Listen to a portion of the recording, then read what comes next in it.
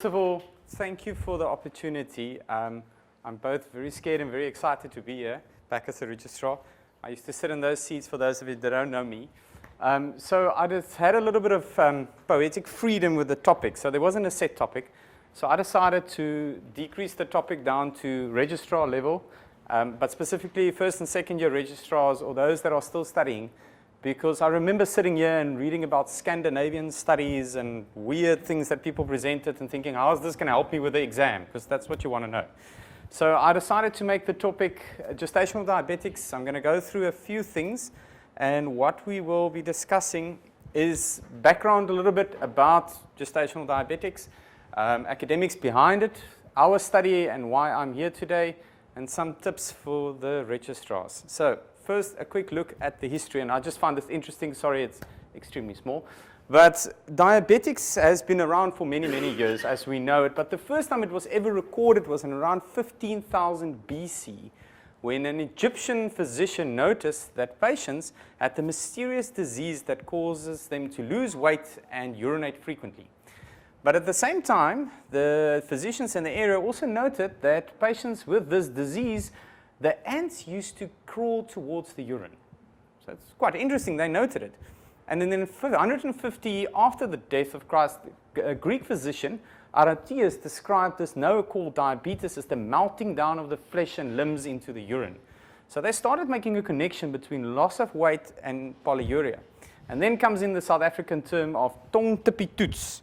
So I don't know if the older people know that, but the tongtipitoets is a real thing that our physicians used. And what it used to be is the physician used the pinky to poke into the urine and test it on the tip of your tongue. If it's sweet, the patient has diabetes. Now the sad part is, it was only in the 1800s that we ever devised a way to test urine. If you think you have a bad day in Harris Clinic, imagine testing all that urine. So treatments also took a same little twist in the turn. The first diabetic treatment was prescribing exercise, horseback riding, everything to decrease urination. And in fact, some of the people actually suggested to patients to consume large amounts of sugar. So these treatments started changing in the Prussian War in the early 1870s, when one of the French physicians realized that patients on wartime rationed food did better. And most of his work is still the foundation we use for diabetic diet counseling and treatment. So enough of that weird background. What is the academics behind gestational diabetics? And this is for those writing part 1. Physiology. Trimester 1 causes an increase in sensitivity to insulin. Trimester 2 and 3, progressive insulin resistance. Why does that happen? Our bodies and the placenta secretes human placental lactogen and cortisol, and that causes the resistance, so much so that in the second trimester to the third one, your insulin production has nearly doubled from the first trimester. Now this is normal, we know this. Why do patients then get gestational diabetes? Some patients unfortunately just cannot cope with the very high and very low factors, and that's what actually scares us. So we also know, and this is something for you to use in high-risk clinic, patients with diabetes will commonly then, because it goes so low, break down triglycerides into ketones, and that's why you see it more commonly in the high-risk clinic dipsticks. So diabetes is a defect in insulin secretion, action, or both, and broadly termed into 3 main categories. And I know Deirdre is going to shout at me now.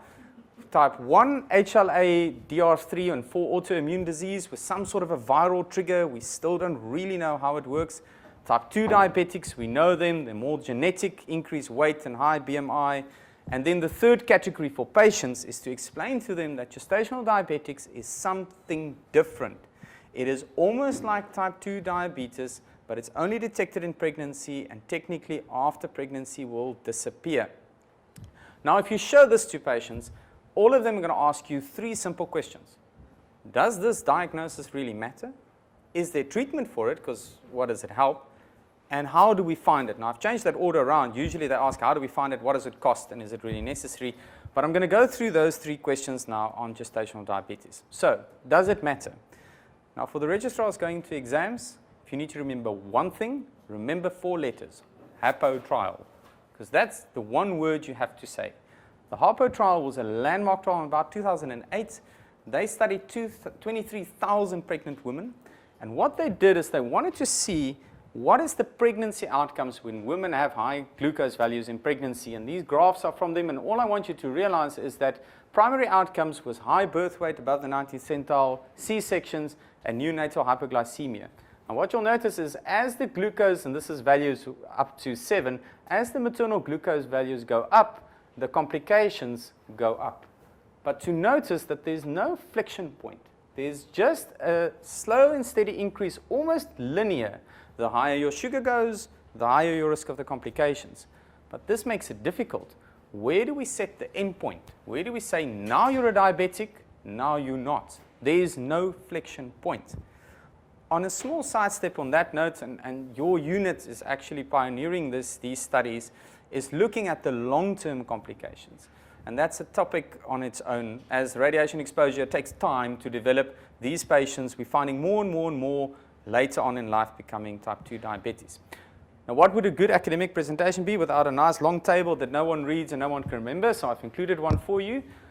Any maternal disease in pregnancy, you have to ask yourself, what are the effects of the disease on pregnancy, and what are the effects of the disease on the pregnancy on the disease? So diabetics have a lot of complications in pregnancy, and it ranges from very early miscarriages to late preeclampsia, proteinuria, making the diagnosis almost impossible. And fetal complications, and of note, congenital malformations, and this is something that we commonly overlook. Patients that present pre-gestational diabetics with an HbA1c above 10% have an almost 25% risk of getting a congenital abnormality. This is irrespective of her age and weight and all kinds of other factors. So these issues are real. We know that it matters. Patients should be tested. But it doesn't help we test for a disease and we can do nothing about it. So what are the treatment methodologies out there? Now, I know you think this is not worth it, but first step in all treatment of gestationals is lifestyle modification. Now, we preach this. We ask them to do it. Do they do it? No, they don't. Some do. And Prof. Hall will always tell you that there's nothing more motivated than a pregnant patient. They will walk through the Kalahari barefoot if you give them a chance to save their children. So patients here will listen to you. Give them advice. Send them to the dietitian. Take that extra 5 minutes, and you will help 80% of them not to progress further. The next step then is usually oral agents, which you guys know in the clinic. Metformin is our commonly used drug. Now, although if patients read the package insert, they will see that no study has actually proven it to be safe. We know metformin crosses over the placental barrier and also into the breast milk. But with research in recent times, we know that it is safe. And around 4% of patients will fail metformin and need eventually insulin therapy. And that's where they have that response. And this is not just in state, it's the same problem in private. A little bit of ammo to give them, and these are also names for the studies if you really want to go for the CUM. The Australian Carbohydrate Intolerance Study in Pregnant Women, I can never pronounce the acronym. These guys looked, although treatment, they used insulin. They showed that it improved birth weight, neonatal death, shoulder dystocia, birth trauma with nerve injuries from their baseline at 4% to 1%. It doesn't sound like much, but you just need one child with neonatal death or shoulder dystocia to know that this is important. And then this is something brand new, the second one, gestational diabetes and the risk of late stillbirth. We know this. We practice this in the clinic. You guys will induce patients and deliver them electively at 38 to 39 weeks. But this is a double-blind study that looked at the risk, and they said if you have a woman with diabetes and you fail to do something, you double the risk if the fasting values are compared to the, high compared to the normal. So this is important, and treatment does help. So now we get to the interesting part. How do we find diabetes? And that's where I fit in. We have, generally speaking, when you look at diabetes, two options at testing patients. You can either go screen all the patients in Iris Clinic, because that sounds good. We want to know, we want to find them. But that's cost effective and time consuming and all those things. So there's a selective screening program. We only do what we do in Iris Clinic, look at patients at risks. So the Europeans love the idea. They instituted the NICE guidelines, and they said, and you'll recognize the values, patient with a more than 5.6 fasting and a 7.8, based on the risk factors, which you guys all know, you practice this every day in the clinic, they are then termed diabetics. So the Americans, not to be outdone, did something different. They said they're going to screen everyone, but we're going to do it in 2 steps. We're going to do a 50 gram and then a 100 gram after that. The Canadians pitched in, the Australians pitched in, the Indians had so many diabetics they didn't know what to do with, and the whole world still is confused. So in comes the heroes, the International Association for Diabetes and Pregnancy Study Group, second term that you need to remember as a registrar.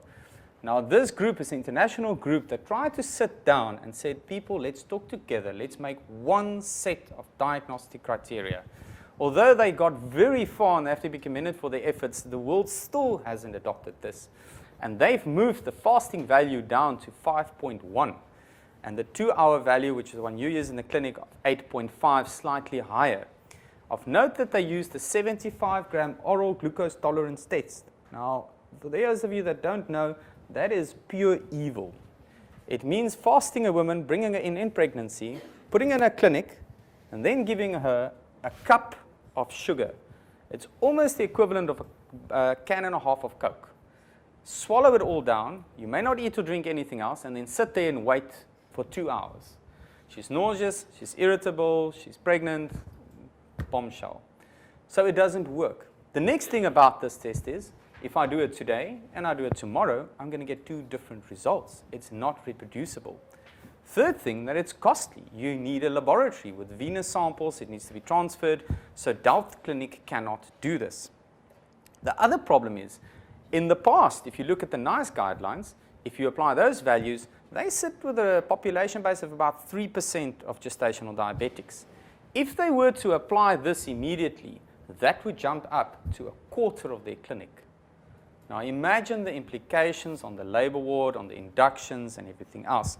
So this is a bit of an ethical and a moral problem for most of the world to implement. Now we get to my part. And for those that know me and have seen this, brace yourselves. I'm sorry I have to show you this, but this is my registrar project and most of you know it.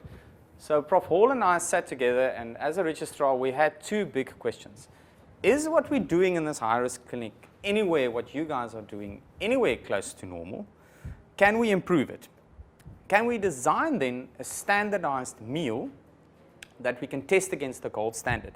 Because let's be honest, you see patients in the high-risk clinic this morning and you asked her to bring a breakfast and you tested her sugar. What did she eat? So our study was firstly a pilot project to see what do patients actually bring for breakfast, and the second part was a prospective trial comparing this oral glucose tolerance test to a breakfast that we will provide. And can we then get rid of this expensive test using a laboratory and institute our own? So the first part of our study, the pilot project, simply put, patients don't listen. They pitched up with more than 75% of them buying their usual breakfast down at the cafeteria, which constituted most of the time of either a pie, a fruit, or a cup of coffee. So do yourself a favor and ask your patients, when you look at that little glucose value assisted scale, write down, what did she eat? And record that, because it makes a difference. So our study, we were fortunate enough to publish in the South African Journal of Clinical Nutrition, showing that patients simply don't listen and the major variation in what they actually bring. So are we missing them? So we set up trial 2. So the second part of our study was a face-off. We designed a breakfast that we could give to patients in high-risk clinic, and basically boils down to a cup of Future Life porridge with a teaspoon of sugar. That works out to 75 grams of sugar, but it contains a bit of protein and fat, which is actually good, because that means the sugar gets a more steady absorption and you're going to catch more patients, and you won't have this inter-test variability where you do one test today and next test tomorrow. You should get the same result. So what we then did is we said, in the same pregnant patient, within a week, we'll do the one test and the other. And do we miss any patients with our test? And do we miss any patients with a glucose tolerance test? Now, the studies were the results were quite remarkable, although our numbers weren't very big. It was only 51 patients. But we managed to show that, first of all, the glucose tolerance test is comparable to the oral glucose tolerance test. But the next thing that's very important is we showed that if you do a capillary glucose, it seems to correlate very well with the venous glucose monitoring, which means the implications are that we can now roll this out to clinics and to the high-risk clinic, having a standard test that will catch these patients. And this was published in the International Journal of Obstetrics and Gynecology in 2018. So we know that diabetes is a growing concern. Our patients aren't getting thinner, they're not eating better, they're getting older. We know that we're missing patients.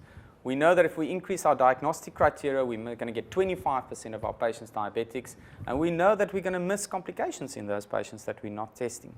But testing is very complex. Just testing everyone is either physically very costly, and also for the labor ward will not cope with this, and how do we deal with all these complications? So our study then showed that the designed breakfast glucose profiles are alternative. It correlates very well, but there's an implementation problem here. Can we just all of a sudden throw out the one test and implement the next? Unfortunately not, and it takes some time. But with all studies, you know, there are primary endpoints. There's the stuff that we looked for, and then there's the stuff that we found that wasn't actually intended. And this is why I'm actually here. So the secondary outcomes was my gastric ulcer from the study. It was not pleasant. A very irritated high-risk clinic, Sister Kate. I think she still doesn't greet me because we had to bring these patients back quite often. A tired and very stressed registrar that still to this day fear Tuesday mornings, because I know Prof. Hall is going to phone me around 11 o'clock and ask, how far are you? What did you do? What is going on? And I promised myself I will warn all future registrars to never, ever, ever do any prospective trials, because it's absolute hell. But then what happened after that was quite amazing. We presented at the Academic Year Day where we got Breast Research Project. We were invited to go to Johannesburg and present at a national registrar symposium where all registrars from the country presented their research, where our project again went the best research. We have one local publication in the South African Journal of Clinical Nutrition and one international in the International Journal of Gynecology. We then had the fortunate privilege of presenting at the Royal College of Obstetrics and Gynecology, where we presented and also won the best presentation and research for that session. And the reason why I'm here is this award that we received last month. It's the John J. Ciara Reward from the International Journal, where they presented to the best clinical research article from a middle or low income country for the year of 2018. Now, honestly, I don't think this is a accolade for our project. I honestly do think that it's rather an accolade for the department. Because what you have to realize from this is that your department doesn't just give good teaching and produce registrars, but they also create an environment where a simple registrar project can take you here. And I think the registrars have to realize that and see that my suggestion to you, and this is some tips to you as registrars, is to realize that your registrar project can be something like this. You find out, and I told my wife this last night, first we're going to get a registrar post, and then I'm going to work for 4 years like a slave, and then I'm going to get my degree, and then work like a slave again. And you think, oh, this isn't worth it. But actually, in the long run, it is. You have a very valuable team in this department. You will work hard, and in the end, it won't be worth it. Okay? The only thing that it will be worth it is you don't have to beg anesthesiologists anymore. You just go, I want a Caesar, and they do it. So, but honestly, no, it is. Choose your project very well. It's going to take up a lot of your time, and it's going to create a lot of effort and a lot of headaches and ulcers. And you can decide whether you're going to drag through a simple project, get your FCOG and MED, and just carry on and throw it in the cupboard, or you can actually do something with it. Try really hard, and if you're really lucky, and it was just luck from my side, you might actually get rewarded beyond your wildest dreams. And it means that I am actually, which Prof doesn't know yet, we've been invited to come and present this in Singapore next year as a simple spin-off from a registrar project in high-risk clinic.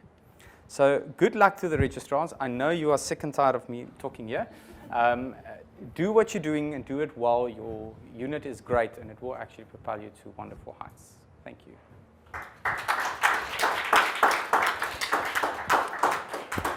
Do we have any questions? Non-academic.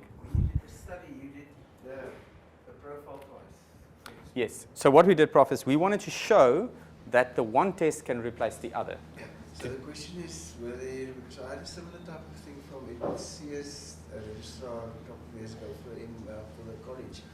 And what he did is he then looked at how often in the first test people were diabetic, in the second one not. Were there differences in your? Yes, well, the difference is we didn't do the same test twice. We would do the one test on the first one and the second test. So yes, the two didn't correlate perfectly. There were 2 or 3 patients that were caught with the one but not caught with the other. The problem is that what test are they using? And what's very important to understand is that the oral glucose tolerance test, the venous test, has got that problem on its own. If you do an oral glucose tolerance today, tomorrow, and the day thereafter, you'll get 3 different values, 3 different sets of patients.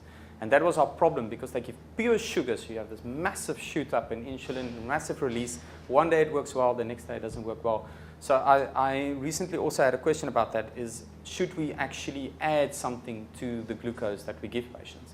And adding protein and fat might mitigate that problem. Yes? Well, just a comment and a question. Congratulations. It's the department is proud of you as well. Not just the department that's good. You did it very well. I want to know, what do you use in pilot? Or you use everyone, and what do you use in street? I phone Deirdre quite often, honestly. We give exactly the same as what we do in state. We counsel patients on lifestyle and modification. We struggle to get them to the dietitian. They don't see the need for it, but we do get them there. And most of them get away with it. We add metformin, just like you do, although we use long-acting formulations. It's just easier and more convenient for patients. They take 1 gram or 2 grams at night. They don't have to take it 3 times a day. It increases compliance. And then we start long-acting insulin exactly like you're doing in special care. We do not test everyone. We use risk-based investigations. A lot of people commonly ask me, it must be nice to be in private because you have unlimited funds. I can be true and honest with you when I stand here and say that in private, you have to be more cost-conscious. People pay thousands of rands for their medical aids every month, and guess what? They do not pay for it. They do not pay for an oral glucose tolerance test in pregnancy. Patient pays out of pocket. It's about 260 rand at the laboratory. It takes 2 hours. They have to take leave. They have to sit there and do it. These things cost money. Patients need to pay for it out of their pockets. So if you do these things to all of them, they can't afford it. Now you have to add, we do NTs, we do detail scans, there's NIPT, there's all these other things that we're doing. Rogan that you guys inject at 28 weeks is 800 rand. Booking bloods, HIV, syphilis, and blood group is 1,600 rand. Paid out of the pocket. So yes, I would like to universally screen all my patients and catch all of them. But we use risk-based screening, and then if the AC starts getting high, macrosomia, all those things, then we will actually retest and make sure. Yeah. What test? Sad to say, we still use the oral glucose tolerance test, 75 grams. What I do then is we issue patients with meters and we ask them to take glucose profiles as we do here. If the glucose tolerance doesn't catch them, we ask them to record glucose at home and they send through the profiles and we can pick up a trend. Prof. Tron, right? Tron. I want to echo Tian's words. Really congratulations on your International Journal of Gynecology and Obstetric paper, because that's the official journal of FIGU, and there's a lot of work published from the American countries. To get on top is not easy, so well done. I think we've come a long way with diabetes. When I was a registrar, the patients went up to chemical pathology for the glucose tolerance test, the 75 grams. And we did a 1, 2, and a 3 hours, and they had to sit there for that whole time. So half of the clinic was missing until 12 o'clock in the morning when they started coming down from chemical pathology with their results.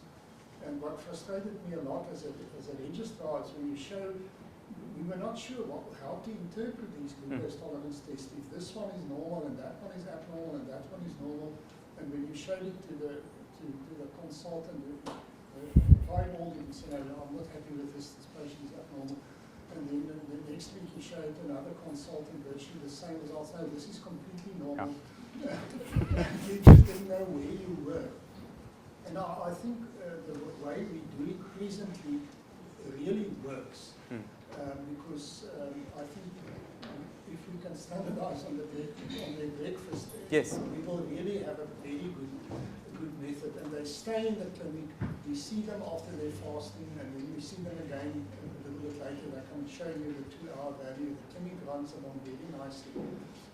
But I think our next challenge is actually for us in the public sector is to get this out to the level 1 hospitals. That they can manage these patients, because it's so easy. It's very. And that the glucose profiles can actually also be done at primary care level. Yes. then we can really reduce the size of our clinic, because we can get all those patients out and we don't have to see them in the hospital. And it's only if they don't control on metformin that we'll get them back. And that would, I think it's workable, it's doable. So I think that is our next challenge, is to actually to get this what we do presently in our highest and to delegate it down to lower levels of care.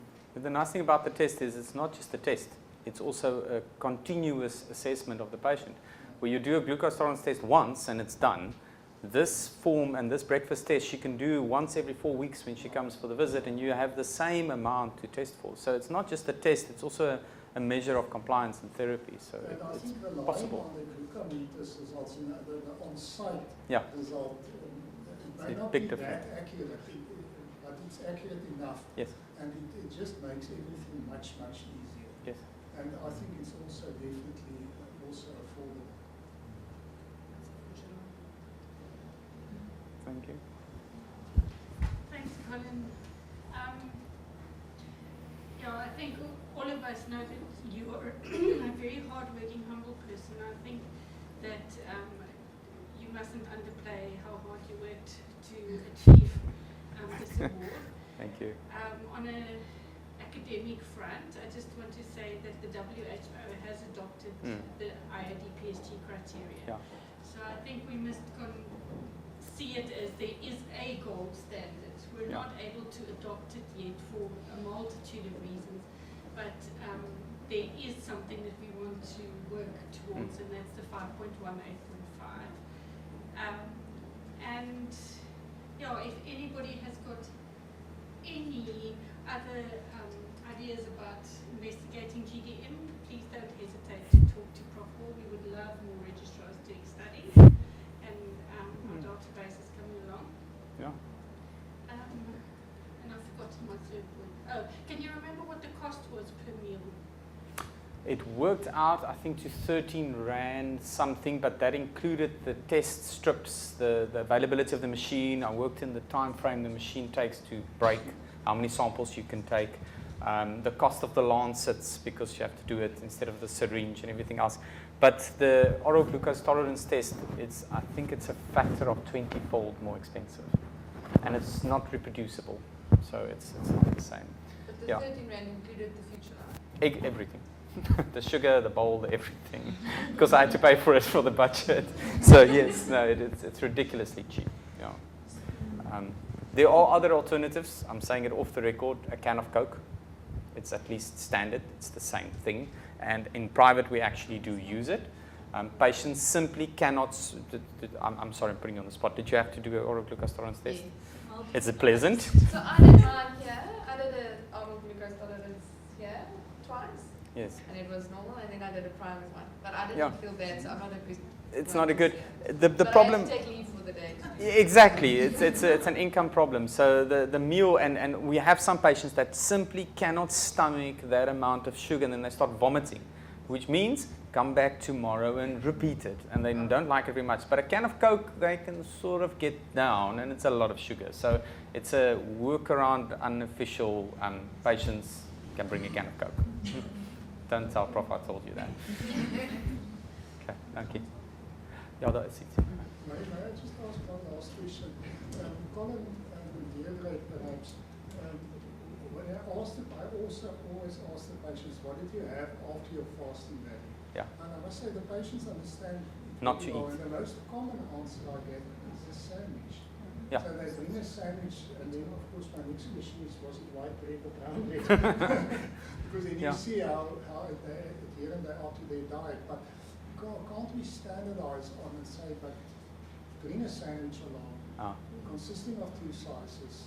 We looked at that. With whatever on, a few options, and then we actually have a much more standardized method. We did look at that, Prof. That was one of our ideas as a breakfast. 2 loaves of bread with a slice of cheese or whatever.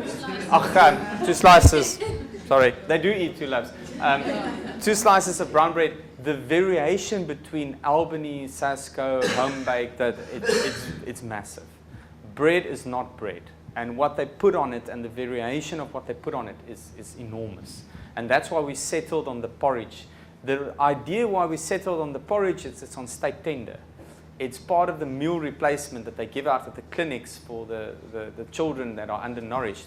It's actually Future Life porridge. It just doesn't have that Moducare in it, but it's the same product, and it's on state tender. And that's the reason why we went with it. And it's a measurable thing. It's 1 cup, and that the variation between a slightly full cup and a slightly empty cup is small.